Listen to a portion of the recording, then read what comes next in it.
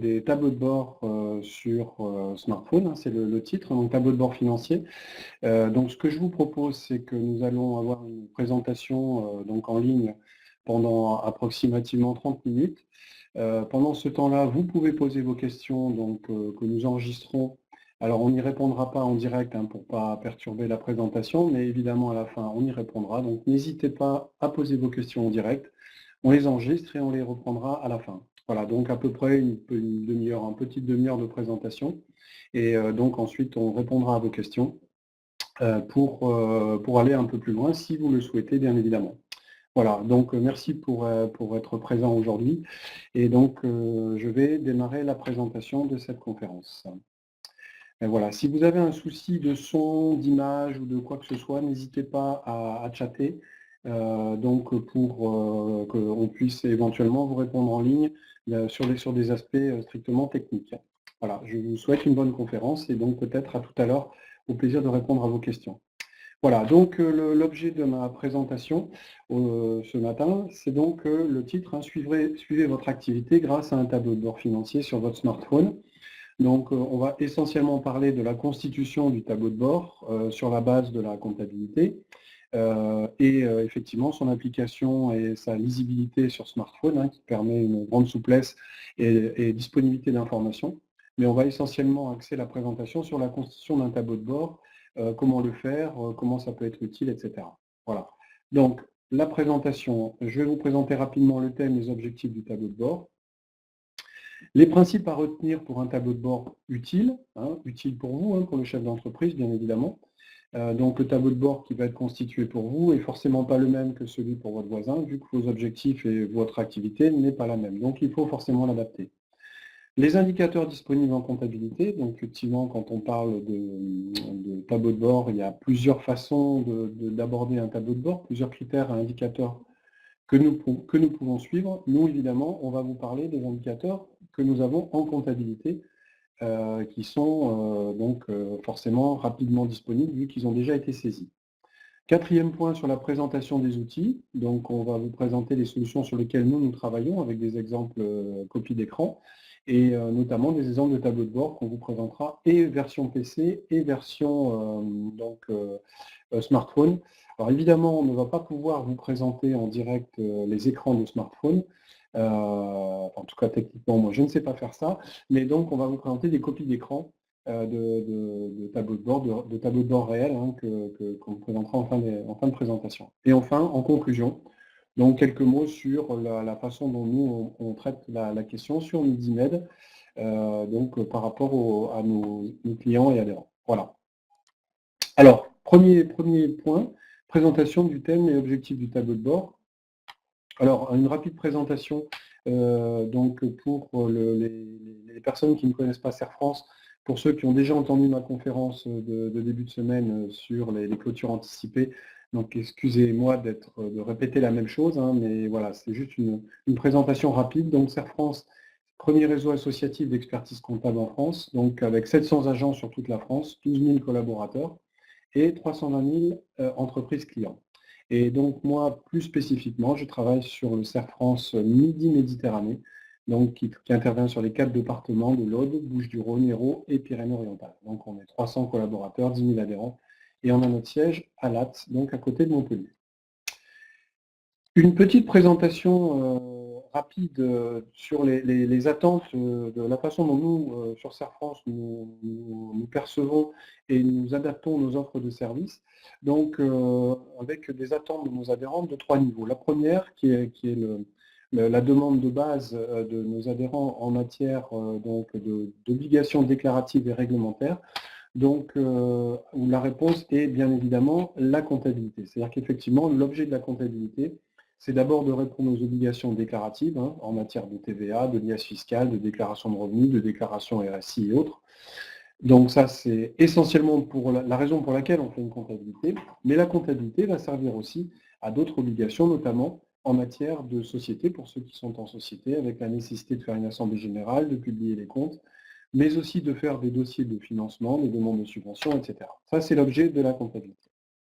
Donc, une fois qu'on a la comptabilité, qui a répondu très bien à toutes ces obligations-là, enfin cette réglementation, Donc on va avoir l'idée, l'objectif, tant qu'à d'avoir compilé tous ces chiffres et d'avoir travaillé pour mettre en forme tous ces chiffres, c'est qu'est-ce qu'on peut en faire, comment on peut les analyser, comment on peut comprendre, comment on peut prendre du recul sur l'exercice qui vient de s'écouler, et comment on peut les valoriser dans vos prises de décision. Donc là, on va parler de conseils dits tactiques, c'est-à-dire de compréhension, d'analyse des comptes.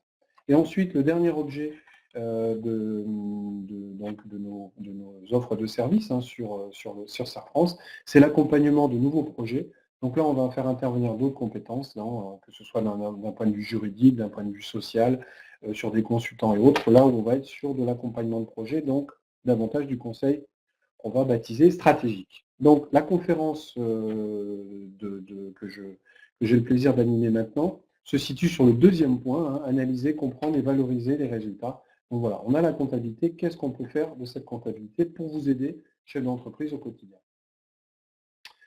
Alors, pour aider au quotidien, on a trois manières différentes.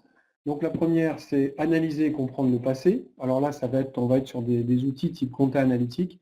Donc, par exemple, pour comprendre les marges, suivre vos activités, analyser les résultats. Donc, on va regarder le passé. Deuxième sujet, suivre votre activité au cours de l'exercice comptable. Donc, on va parler de tableau de bord financier, de situation comptable intermédiaire. Et le troisième sujet, c'est anticiper les résultats. Donc, c'était le thème de la conférence de mardi, de lundi, où l'objet était d'anticiper les résultats pour savoir prendre des décisions et pouvoir piloter son entreprise. Donc, ma présente intervention se situe sur le deuxième sujet, qui est, voilà, mon exercice comptable donc on est au cours de mon exercice comptable, et l'objet de ce travail va être d'avoir un retour mois par mois ou par tous les 2 mois ou trimestriellement, ou peut-être au pire de façon semestrielle, donc au bout de 6 mois, mais d'avancer au fur et à mesure que l'année avance, d'avoir un retour par rapport à la situation. Donc, est-ce que mon chiffre d'affaires est conforme à ce que j'imagine? Est-ce que je suis en retard? Est-ce que je suis en avance? Est-ce qu'au niveau de mes charges, j'ai dépensé plus ou pas? Où en est ma trésorerie? Qu'est-ce que je peux attendre comme résultat, etc. Donc, vous voyez, on est vraiment dans l'idée de suivre un peu au fur et à mesure de l'avancée de l'année, de vous donner des éléments afin que vous puissiez avoir un retour sur votre activité et pouvoir piloter davantage cette activité. Donc, c'est vraiment de ça dont on va parler tout de suite maintenant. Voilà. Alors, les limites de la comptabilité, comme je disais également lundi, cette problématique était la même. Donc l'avantage de la comptabilité, c'est qu'elle existe, donc vous l'avez, sous réserve évidemment que vous ayez un suivi comptable, et elle est précise. Donc le comptable, effectivement, va saisir, ou vous-même vous saisissez, mais on enregistre des écritures, on vérifie qu'elles correspondent bien à ce qu'il y a en banque, on vérifie qu'elles sont bien imputées, donc il y a un vrai travail de collecte d'informations. Donc l'avantage de la comptabilité, c'est qu'elle compile de grandes séries de données. L'inconvénient de la comptabilité, c'est que le travail de comptable est souvent lié aux échéances, c'est-à-dire qu'on va saisir pour la TVA. Un exemple simple, quand on va saisir pour la TVA, si on n'a pas les factures ou il n'y a pas de TVA, on ne va pas les saisir. Le comptable va dire, bon, ça on verra plus tard. Ça va être le cas par exemple des emprunts ou de certaines charges qui ne sont pas assujetties à la TVA. Donc ça, c'est tout à fait possible de ne pas les saisir. Mais pour un tableau de bord, il faut qu'on puisse avoir ces informations-là. Donc le rythme de la saisie comptable n'est pas forcément le même pour faire du déclaratif que pour faire du tableau de bord. Donc ça, il faudra bien le prendre en compte. Voilà, le rythme de la comptabilité n'est pas forcément celui attendu par le chef d'entreprise qui souhaite suivre l'avancée de son activité et de ses chiffres. Alors, voilà, une fois vu ces éléments un peu théoriques, on va rentrer un peu dans le vif du sujet, donc sur les principes à retenir pour avoir un tableau de bord utile, plus exactement pour avoir un tableau de bord qui vous donne des indicateurs utiles. Alors, première chose, je suis allé sur le web là et j'ai essayé, pour illustrer un peu mon propos, de présenter 2 tableaux de bord, des tableaux de bord de voiture, sortis du web, je ne connais pas les véhicules, voilà, c'était juste pour illustrer mon propos. Vous voyez que entre le tableau de bord de gauche et le tableau de bord de droite, c'est une vision totalement différente des indicateurs qu'il faut donner au conducteur. La partie gauche est extrêmement simple, en gros on imagine une voiture dont l'objectif est simplement de voir à quelle vitesse on roule, qui est le compteur du haut, et la jauge à essence qui reprend la moitié du compteur du bas. On voit que la partie de droite correspond à, et en plus on va y retrouver tout un tas d'indicateurs qui clignotent avec des points rouges, des points bleus, des points verts, etc. On va retrouver la température du moteur, on va également retrouver un compte tourne-minute, etc. Or, on est d'accord que pour aller d'un point à un autre, c'est toujours une voiture, on va avoir besoin d'une voiture, et on voit bien que en fonction de l'objectif, en fonction de votre aversion au risque, en fonction de ce qui vous intéresse, vous allez mettre en place un tableau de bord extrêmement simple, donc qui est le cas de gauche, et juste je veux savoir à combien je vais rouler, ou et beaucoup plus complexe, si peut-être vous êtes plus inquiet, vous souhaitez par exemple suivre la température du moteur, je prends un exemple évidemment, on mettra plutôt un tableau de bord comme celui de droite. Tout ça pour dire que d'une situation simple, on peut montrer des indicateurs différents en fonction de ce qu'on va chercher. Voilà. Donc, pour bien piloter son entreprise, il faut des indicateurs pertinents. Première chose, et c'est extrêmement important, de notre expérience, quand on monte ce type d'outil-là, il faut absolument avoir des critères faciles à obtenir. C'est-à-dire que, c'est un peu une boutade, ce que je dis, s'il faut passer 2 jours à collecter l'information, l'intérêt sera très inférieur à la contrainte et vous abandonnerez. Ça, c'est quelque chose qu'on peut voir avec nos clients qui veulent faire des tableaux de bord extrêmement complexes, qui nécessitent beaucoup de saisies, beaucoup de traitements. On le fait une fois, on le fait 2 fois, puis la troisième fois, on n'a pas le temps, la quatrième fois, on décale, et la cinquième fois, c'est abandonné. Et donc, le tableau de bord, au bout du compte, ne sert à rien. Donc, ce qui est vraiment très important, c'est de vouloir des indicateurs qui soient faciles à obtenir. Ils ne seront peut-être pas aussi exhaustifs, aussi pointus, aussi détaillés que vous pourriez imaginer, mais en tout cas, ils seront faciles à avoir, et ça, c'est très important. Sinon, ça condamne très souvent le tableau de bord. À moins que vous ayez chez vous un service de contrôle de gestion ou quelqu'un qui passe toutes ses nuits à collecter l'information, bien évidemment. Voilà, donc c'est parfois le cas de certaines entreprises, c'est ce que je viens de vous dire, qui souhaitent suivre trop d'éléments. Avec un temps passé à créer ces tableaux, ce temps est souvent très décorrélé de l'apport de ces indicateurs. En gros, le jeu n'en vaut pas la chandelle. L'avantage d'utiliser la comptabilité est que de nombreuses informations financières sont déjà collectées, validées, vérifiées. Peut-être qu'il faut les retraiter, peut-être qu'il faut les compléter, mais on a déjà une excellente base qui a déjà été faite, donc autant l'utiliser. Dans l'idée aussi que ces indicateurs doivent être faciles à obtenir, c'est qu'il faut mettre en place en amont des moyens de collecter très rapidement l'information. Donc pour cela, on va utiliser tous les moyens dématérialisés. Donc récupérer des écritures de banque en automatique par on appelle l'aspiration des comptes bancaires, du transfert d'informations avec le service paye pour récupérer les salaires. Pour certaines entreprises, le poste salaire est le poste le plus important. Donc on est en train de travailler là, à partir du mois de novembre, on devrait fournir ça. La possibilité d'incorporer tous les mois nos écritures de paye pour les clients que nous suivons en paye. Des logiciels de comptabilité, de facturation, connectés à la compta, c'est-à-dire qu'une fois que la facture est faite, on l'envoie en comptabilité, donc on la récupère.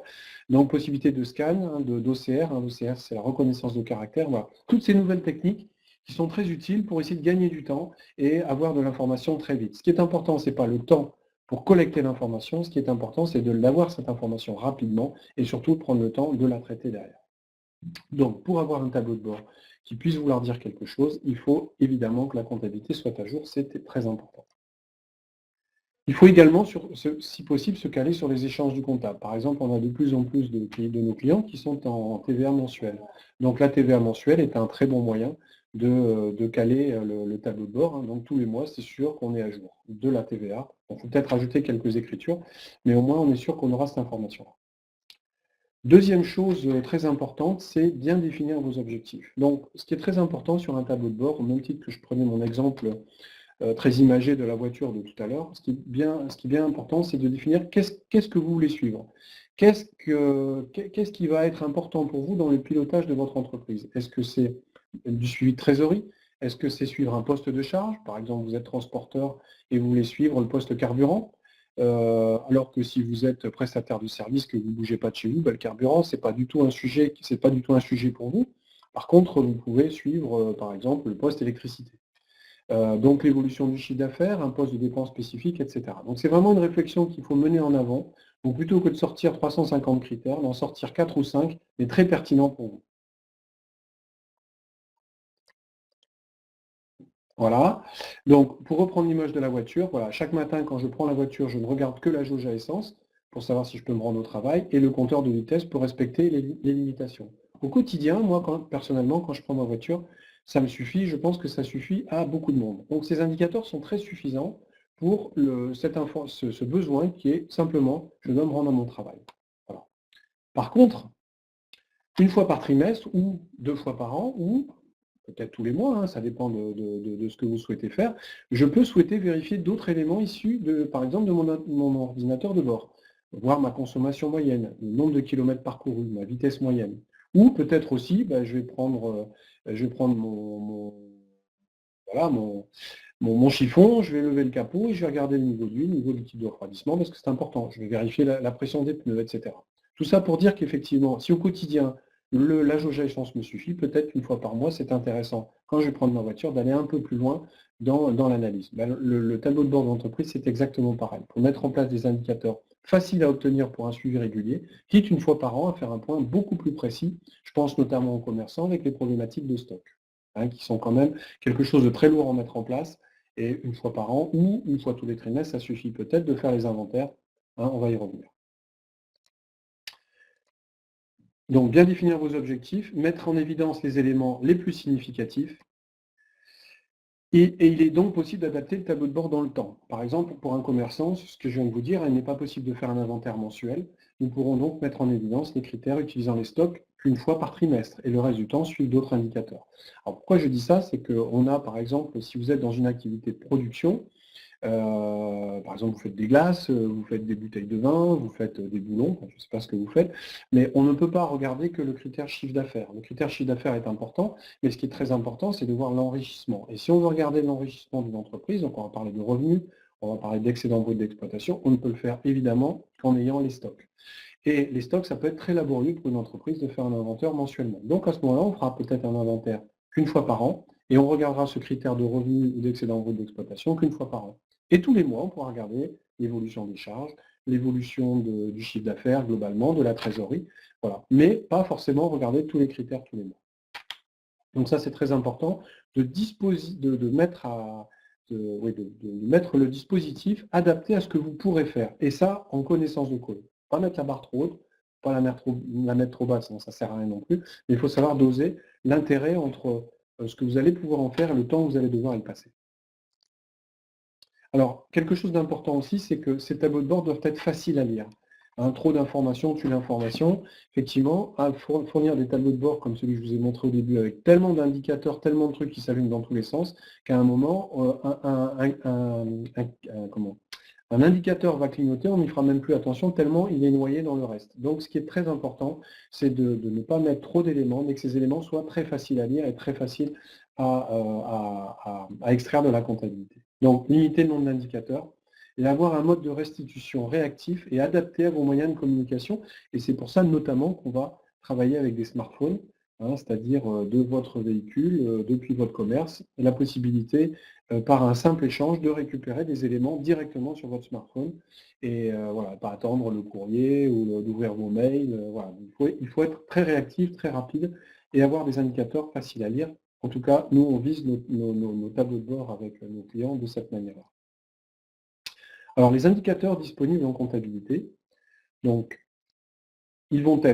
ça va être donc, tous les mouvements financiers, hein, sous réserve bien évidemment que la comptabilité soit à jour. Donc, dans ces éléments financiers, on va retrouver tout ce qui est dépenses de l'entreprise, donc les achats, les services, les salaires, les taxes, etc. Tout ce qui est lié aux investissements, donc les investissements proprement parler, mais aussi les ventes. Hein, donc, quand on achète un véhicule et qu'on a une reprise, voilà, on a l'achat qui est un investissement et la reprise qui est une vente. Les charges calculées, on peut y compris rajouter des charges calculées, comme par exemple des amortissements, des provisions, le chiffre d'affaires, bien évidemment, les autres produits, c'est des subventions, des produits exceptionnels, les emprunts, etc., etc. En fait, tous les éléments qui sont saisis en comptabilité et traités par le comptable sont classés dans la comptabilité dans des comptes spécifiques, et nous, on va aller les chercher et vous les restituer. Donc, tous les éléments comptables.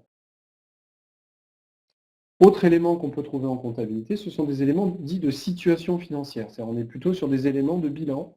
Donc on va retrouver la trésorerie. Alors ce que moi j'appelle la trésorerie dans ce cas-là, c'est la somme de tous vos comptes bancaires. Donc si vous avez 3 comptes bancaires et un livret par exemple, on va sommer tous ces comptes-là pour dire en gros, voilà, au 30 septembre, mon niveau de trésorerie était de 82 000 ou moins 12 000, en fonction de votre situation bien évidemment. Possibilité aussi, dans le même état d'esprit, d'éditer vos dettes et créances. Donc ça, c'est très intéressant. Mais encore faut-il qu'on soit sûr d'avoir une saisie à jour et surtout une saisie par engagement. C'est-à-dire qu'on saisit séparément les factures des encaissements Et du coup, la différence entre les deux nous donne directement les dettes et créances. Les dettes, c'est ce que vous devez, les créances, c'est ce qu'on vous doit. Et les stocks, j'en ai parlé tout à l'heure, savoir si les inventaires ont été faits ou pas. Alors attention, s'il y a plusieurs structures juridiques, il est préférable de consolider les comptes avant de sortir le tableau de bord. C'est-à-dire que, par exemple, j'ai une structure de production et une structure de commercialisation. Ma structure de commercialisation, donc m'achète mes glaces, pour reprendre l'exemple des glaces de tout à l'heure. Donc ma structure de production fait les glaces et ma structure de commercialisation achète les glaces. Si je regarde le tableau de bord de chaque structure, je vais retrouver des écritures croisées. Par exemple, sur ma structure de production, je vais retrouver de la vente de glace, et je vais retrouver à l'euro identique sur ma structure de commercialisation achat de glace, vu que c'est elle qui va les vendre. Donc si je veux consolider globalement mon tableau de bord, effectivement, il faut que je tienne compte de ça. Globalement, ce sera juste, sauf que j'aurai, si j'ai vendu par exemple 100 000 euros de glace, j'aurai 100 000 euros de produits de plus d'un côté et 100 000 euros de charge de l'autre. Globalement, mon revenu sera le même. Par contre, dans l'analyse, ce n'est pas tout à fait pareil. Donc, il faut tenir compte de ces éléments-là de consolidation. Mais ça, on le regarde quand on met en place le tableau de bord. Alors, on a des indicateurs qu'on ne trouve pas en comptabilité et qui néanmoins sont très intéressants. Donc, ça va être tout ce qu'on va appeler les données extra-comptables. Donc, par exemple, tout ce qui est lié à nombre de clients, le nombre de nouveaux clients, le panier moyen, le prix de vente moyen, les rendements, par exemple, pour des agriculteurs. Voilà, tous les éléments qui ne montrent pas directement un flux financier. Donc, on peut les traiter, ces éléments-là. Par contre, il faut les saisir manuellement. C'est-à-dire qu'il faut que vous nous disiez, par exemple, je sais pas moi, le nombre de nouveaux clients que vous avez eu dans le mois et qu'on le rajoute dans le tableau de bord pour le suivi. Voilà. Ce que nous n'avons pas non plus, vu qu'on part d'une comptabilité professionnelle, c'est tous les éléments personnels. Par exemple, vous avez un emprunt personnel pour un remboursement de l'achat de votre maison. Bien évidemment, on ne va pas la retrouver dans le tableau de bord.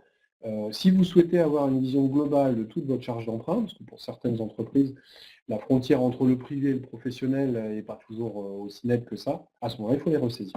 Voilà. Bon, il est possible de les ressaisir manuellement, à voir si ça en vaut l'intérêt, à voir le temps qu'on va y passer. Alors, maintenant, cette quatrième partie, nous allons regarder des exemples, présentation d'outils, des exemples de tableau de bord. Alors, d'abord le déroulé, comment ça va fonctionner? Donc, dans le cadre de ce qu'on propose à nos clients, donc en début d'année, première chose que nous allons faire, c'est avec le comptable ou les conseillers, on va définir les critères que vous voulez suivre. Donc ça, c'est la réflexion peut-être la plus importante de l'année, c'est réellement ce qu'on disait tout à l'heure, sur qu'est-ce qu'on va prendre comme indicateur pertinent, quand est-ce qu'on va vous les refournir, comment on va les analyser, etc. Donc il y a un vrai travail d'analyse en amont, qui est aussi une réflexion globale sur quels sont vos indicateurs et les leviers d'analyse et de décision sur votre entreprise. Effectivement, l'indicateur qu'on va sortir, je vais prendre un exemple simple, on peut sortir l'achat de timbre. Dans l'année, on va avoir 45,12 € d'achat de timbre. Alors effectivement, on peut sortir l'achat de timbre, on est bien d'accord que ça ne va pas être un levier pour vous d'amélioration ou de prise de décision par rapport à votre entreprise. Par contre, pour quelqu'un qui fait du transport, je prenais cet exemple tout à l'heure, le poste carburant est évidemment un poste stratégique, donc ça, on va le suivre. Voilà. Donc, de bien disposer, de bien positionner les indicateurs et pas de suivre des choses qui ne servent à rien. Excusez-moi pour mes exemples un peu caricaturaux, mais ça permet de mieux illustrer mon propos. Ensuite, dans un deuxième temps, le comptable va adapter son plan de saisie. C'est-à-dire que si vous voulez sortir l'exemple du carburant et que vous avez un seul compte chez vous qui est le carburant, par exemple, de la voiture du dirigeant et le carburant des camions qui est dans le même compte, si on veut suivre le poste carburant des camions, on ne va pas pouvoir le faire parce que on va mélanger les deux postes d'achat de carburant. Donc dans ce cas-là, il faut simplement prévoir en saisie comptable un poste carburant voiture et carburant camion.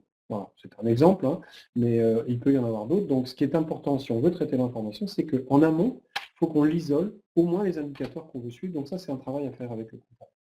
Troisième élément, il faut paramétrer les indicateurs dans notre outil suivi qu'on y reviendra, qui est l'outil d'extraction de ces données. Quatrième point, chaque mois, trimestre, bimestre, semestre, comme vous souhaitez le faire, le comptable met à jour la saisie, transfère vers l'outil, il regarde les critères, les valide, et complète éventuellement avec les indicateurs extra-comptables, et donc va pouvoir comme ça vous les restituer. Ça va être notre cinquième étape. Il vous met à disposition donc, du chef d'entreprise le tableau de bord, sur Internet, le smartphone, je vais vous présenter des exemples, avec un code d'accès qui vous est évidemment réservé, uniquement à vous et uniquement aux dirigeants, un code accès. Et avec ce code accès, vous accédez directement au tableau que je vais vous présenter derrière. il est possible d'avoir plusieurs tableaux de bord sur le même terminal. Vous pouvez avoir 2 ou 3 dossiers différents. Il est possible de travailler sur ces 3 dossiers.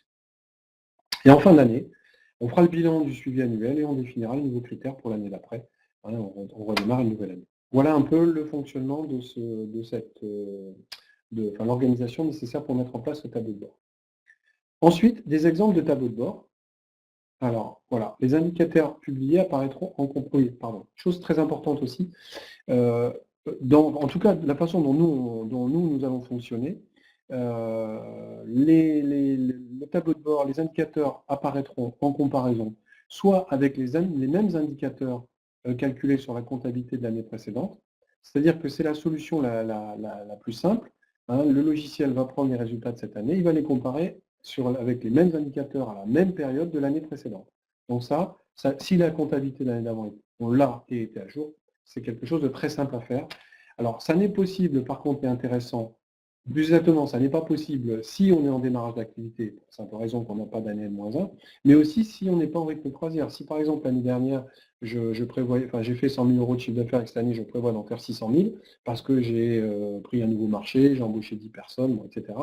On peut comparer par rapport à l'année dernière, mais ça n'a strictement aucun intérêt parce que la comparaison n'est pas significative.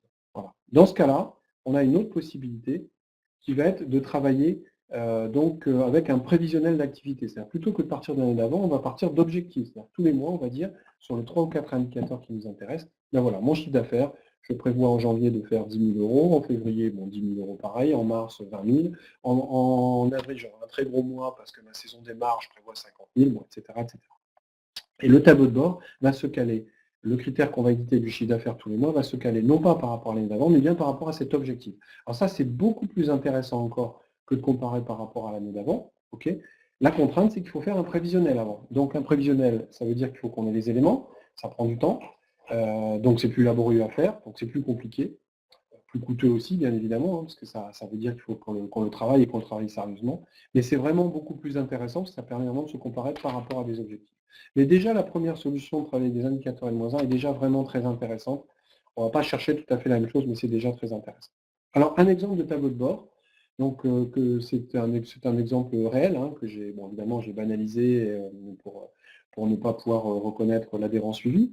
Mais voilà un exemple. Alors ça, c'est la version ordinateur, c'est-à-dire qu'on envoie un lien au client et le client, en se connectant avec ce lien, va arriver depuis son PC à cet écran-là. On verra tout à l'heure exactement les mêmes critères, vous verrez, c'est les mêmes, mais sur smartphone. Donc voilà comment ça va fonctionner. Donc ça, c'est un tableau de bord. Vous voyez que, alors, voilà, il y a des ronds rouges qui vont vous montrer, comme le tableau, il y a beaucoup d'éléments, les éléments à suivre. Donc ça, c'était par exemple un tableau de bord qui a été édité sur le mois d'août 2017. Sur ce client-là, on a une édition mensuelle. Donc, première des choses, vous pouvez sélectionner le mois. Et au fur et à mesure de l'avancée de l'année, tous les mois depuis le début de l'année sont visibles. On peut retourner voir le mois de mars 2017 si je le souhaitais. Alors là, c'est des copies d'écran, évidemment, je ne peux pas le faire. Voilà, sur ce mois, sur ce tableau-là, et en août 2017, on a une première partie de l'écran qui correspond aux indicateurs clés. Dans ce cas-là, il y a 2 indicateurs que j'ai souhaité mettre en place, c'est le chiffre d'affaires et la trésorerie, tout simplement. Ensuite, dans la deuxième partie du tableau, voilà, donc qui correspond à d'autres indicateurs. Bon, là, il y a 2 indicateurs et une zone de message qu'on va regarder en détail. Là, on pourrait en mettre 5, 6, 7, 8 ou plus de critères, avec la réserve, encore une fois, attention, que trop d'informations va plus nous nuire et plus éviter de regarder les éléments importants et que nous amener plus de précision. Voilà. Alors, si je reprends la partie du haut, par exemple, vous avez sur cet exemple-là l'indicateur de chiffre d'affaires. Donc, sur ce mois d'août 2017, ce client-là a fait 24 258 euros de chiffre d'affaires. Par rapport au mois précédent, voilà, il y a une petite main qui monte. Vous voyez qu'à côté, sur la trésorerie, elle descend. Si elle monte, ça veut dire que c'est mieux que la référence, c'est-à-dire que le mois d'août 2016. Voilà, donc c'est juste un indicateur qui donne cet élément-là. Ce qu'on va voir, c'est souligné en trait bleu, c'est qu'on a possibilité d'avoir des indicateurs mensuels ou en cumul. C'est-à-dire mensuel, c'est le mois d'août m'a donné ça. En cumul, c'est depuis le début de l'année, je suis à ce niveau-là. Donc dans notre tableau, on peut avoir les 2 éléments en fonction de ce que vous souhaitez avoir. Ensuite, on va regarder d'autres critères. Alors, en fait, c'est les mêmes critères, sauf qu'ils sont mis façon un peu plus complexe. Là, par exemple, on a les services extérieurs, les primes d'assurance. Donc, dans cet exemple-là, vous voyez que j'ai le réel du mois d'août 2007 de 500 euros, 505 euros. L'année dernière, à la même époque, j'étais à 412, ça me fait un écart de 93 euros, donc une progression de 23%. Et c'est pour ça que ma flèche monte 23%. Donc, je suis mieux que l'année dernière. Un autre élément du tableau, c'est une zone de message. Donc, le comptable ou le conseiller dans cette zone-là vous donnera des éléments d'analyse. Par exemple, tiens, ce mois-ci, le chiffre d'affaires est bon parce que vous avez vendu plus de glace que le mois d'avant et que la glace à la fraise a mieux marché que le mois précédent. Voilà, un exemple. Voilà, donc le comptable, c'est une zone de dialogue qui permet au comptable ou au conseiller de mettre quelques éléments. Ensuite, quand je vais cliquer sur ce outil que nous on utilise, qui est l'outil suivi-clic, quand je vais cliquer sur une zone, donc sur une vignette, ils appellent ça des widgets, des vignettes, je vais cliquer dessus, je vais voir apparaître un détail beaucoup plus précis. Donc c'est le même indicateur, sauf que j'ai la reprise depuis le début de l'année, vous voyez, donc le réalisé N. Donc en janvier, j'avais 249 euros, 249 euros, après c'est passé à 252. Je n'ai pas payé en juillet, mais j'ai payé 2 mois en août, donc ça me fait un total de 2009 euros payés depuis du mois de janvier au mois d'août. Et j'ai une comparaison par rapport à N-1, alors une comparaison un peu tronquée dans ce cas-là, pour la simple raison, c'était une première année d'activité en l'année précédente, donc l'activité a démarré en août. C'est pour ça qu'on n'a pas d'informations avant. Voilà. Ce qui va m'intéresser donc dans ce tableau, ça va être effectivement de faire le comparatif et de voir où j'en suis par rapport à l'année dernière. Par exemple, l'année dernière, à la même époque, j'avais dépensé 412 euros sur le poste d'assurance. Là, je suis déjà à 2009 euros. Alors, encore une fois, ce n'est pas significatif sur ce client-là, vu que la comparaison, il a démarré son activité l'année dernière. Vous avez dans le bas un graphique, un histogramme qui vous présente l'évolution de l'année. Alors le N-1 qui démarre, c'est juste ce petit point-là, le petit point bleu. Bon, encore une fois, on a démarré en août, l'année dernière, on n'a pas. Et là, vous avez le cumul depuis le début d'année, janvier, février, mars, jusqu'à septembre, août et septembre, donc sur ce critère qui est l'assurance. Voilà, c'est un exemple de critères qu'on va suivre en détail. Voilà. Je continue. La même chose maintenant, exactement le même tableau, mais sur l'appli, sur smartphone. Donc vous voyez que, alors là, excusez pour la qualité de la présentation, en fait on a pris des photos de l'écran. Donc voilà, c'est évidemment beaucoup plus facile à lire sur un vrai téléphone, mais ça a réellement été édité sur mon téléphone que vous avez là. Et donc, on a fait une copie d'écran. Voilà, donc on va retrouver exactement les mêmes éléments. Vous voyez en bas le rond qui entoure chiffre clé. Donc, c'est la partie haute avec mes indicateurs de chiffre d'affaires et de trésorerie. Avec aussi la possibilité, tout à l'heure on avait une main, là on a une espèce de compteur qui dit je suis en progression. Et si je clique sur, par exemple, le chiffre d'affaires, ce que je ne vais pas faire là parce que je ne suis pas en ligne, mais qu'on a recopié, on retrouve aussi le détail, janvier, février, mars, avril, mai, de mon chiffre d'affaires en comparaison avec l'année dernière. Donc l'année dernière, l'activité a démarré en avril. Je vous parlais de juillet tout à l'heure, mais c'est le premier mois où on a payé l'assurance. Mais on a démarré en avril, et donc là, je vois la progression mois par mois de mon chiffre d'affaires en comparaison avec l'année dernière de la même époque, les écarts en valeur et en pourcentage. Voilà, donc c'est les chiffres que tout à l'heure. Deuxième élément, mes indicateurs clés. Bon, là, on ne voit pas trop, mais c'est écrit là, mes autres indicateurs, pardon. Et donc, je retrouve mes deux indicateurs qui étaient, le premier, je ne me rappelle plus lequel c'était, mais le deuxième qui était mes primes d'assurance, qu'on a regardé en détail. On retrouve exactement la même chose là. Et si je clique encore une fois sur la loupe, ça va me montrer en détail les éléments que je vous ai présentés tout à l'heure. C'est exactement les mêmes à me présenter sur le smartphone avec le réalisé N, le réalisé N-1, donc les écarts et les écarts en pourcentage. Voilà. Donc, exactement la même présentation. Les deux modes dans ce qu'on restitue à nos clients sont utilisables. Vous pouvez l'utiliser soit sur le smartphone, soit sur le PC, comme vous voulez. L'avantage du smartphone, effectivement, c'est que ça vous arrive partout où vous êtes. Et surtout, ça va très vite parce qu'il y a juste le code à saisir, charger l'appli, taper le code et vous le récupérez immédiatement. Alors, côté l'ordi, il faut le mettre en route, faire le lien, etc. Ça peut être un petit peu plus complexe, mais ça, c'est selon vos habitudes. Voilà. D'autres éléments, un troisième rond sur l'écran, c'est la zone message. Vous vous rappelez tout à l'heure, il y avait une zone message, donc on a la zone message aussi. Et voilà, vous récupérez toutes les informations que j'ai pu vous décrire, soit sur le téléphone, soit directement sur notre site web avec des liens précis et sécurisés. Voilà. Pour conclure cette présentation, le tableau de bord financier, donc c'est une prestation récurrente, donc ce qui est intéressant, c'est de le faire de façon régulière à définir avec vous, donc on intègre dans la lettre de mission comptable. On utilise l'outil, qui est un outil qui n'est pas un outil maison, qui est un outil qu'on achète, une société qui s'appelle TDA, donc c'est l'outil suivi clic, hein, donc il va récupérer les informations en compta et les restituer de façon ludique, facile et agréable. Une fois que le tableau de bord est publié, vous pouvez le consulter toute l'année, 24 heures sur 24, avec sélection possible des périodes, vous pouvez revenir sur les mois antérieurs. Et donc c'est intégré dans notre offre de service CapRepère, hein, au niveau de millimètres, donc là on est dans nos offres de services spécifiques, que pour conclure je vous présente. Donc, sur les aspects réglementaires strictement comptables, donc ça correspond chez nous à l'offre Cap Sécurité, donc tout ce qui est réglementaire, comptabilité, remise de résultats, etc. L'offre que je viens de vous présenter dans cette idée de conseil tactique, ça s'appelle chez nous Cap Repère. Donc, il y a en gros la comptabilité avec une offre de conseil, d'analyse, d'explication, dont le suivi de tableau de bord, mais aussi la clôture anticipée que j'ai pu vous présenter lundi. Et la dernière, donc, qui est le CAP projet, qui correspond à l'accompagnement de projet, donc nos adhérents qui sont dans des phases de développement et d'accompagnement. Voilà. Donc, ce que je vous ai présenté aujourd'hui correspond bien à cette offre CAP Repère. Voilà, donc je pense avoir été à peu près exhaustif, d'avoir respecté à peu près le temps, peut-être débordé de 5 minutes, excusez-moi si vous étiez calé sur midi. Donc, je laisse la parole à ma collègue qui gère la présentation, de savoir s'il y a des questions. Donc, si vous avez des questions, ben, je me ferai évidemment un plaisir d'y répondre. Donc, voilà. Je vous laisse le temps peut-être d'en rédiger, si vous en avez.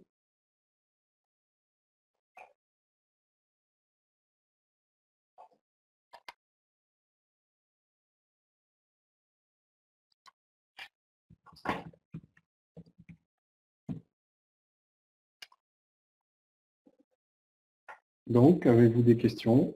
Je n'ai pas de retour sur le site.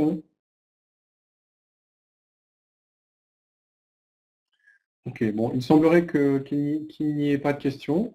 Donc, bah, écoutez, ce que je vous propose, c'est de finir la présentation. Donc, bah, n'hésitez pas à me contacter si vous avez besoin d'informations. Vous avez mes coordonnées hein, sur la présentation. Si vous êtes adhérent Air France, vous pouvez évidemment en parler à votre comptable. Hein, Philippe Derache, normalement, ils le connaissent. Donc, n'hésitez pas à nous poser des questions, n'hésitez pas à nous solliciter. On est là, évidemment, pour vous aider dans la mise en place de ce tableau de bord. Et juste pour vous dire aussi que cette présentation sera disponible en replay donc pour reprendre les différents éléments, sur les liens qui vous seront donnés ultérieurement et qui seront visibles sur YouTube. Voilà, en tout cas, ben, merci beaucoup pour avoir participé à cette présentation et je vous souhaite à tous et toutes une très bonne journée. Et voilà, donc encore une fois, n'hésitez pas, si vous avez des questions, on est là pour y répondre. Merci beaucoup, au revoir.